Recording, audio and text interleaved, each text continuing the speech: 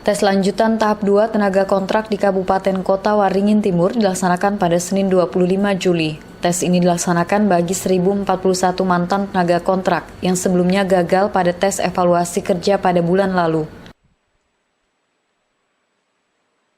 Namun pada tes tahap 2 ini hanya diikuti 1.039 orang sebab terdapat 2 mantan tenaga kontrak yang meninggal dunia. Sedangkan yang mengikuti tes tertulis berjumlah sebanyak 988 orang. Sementara sisanya 51 orang melaksanakan tes di masing-masing organisasi perangkat daerah. Pelaksana tugas Kepala Badan Kepegawaian dan Pengembangan Sumber Daya Manusia, Kamarudin Makalepu mengatakan pada tahap awal tes tertulis hanya dilaksanakan berdasarkan nilai ambang batas kelulusan. Namun untuk tes tahap 2 ini, selain dari nilai ambang batas kelulusan, kinerja tenaga kontrak selama mengabdi turut menjadi pertimbangan dan penilaian. Hal itu juga dilakukan menyesuaikan dengan kebutuhan di lapangan. Kita sudah ada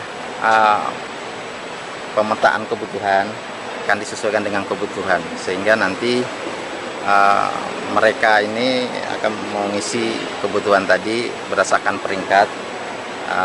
Tetapi mereka yang sudah bekerja ini sebelumnya atau ex-tekon itu tetap dinilai kinerjanya, sehingga itu yang akan menjadi salah satu pembatas.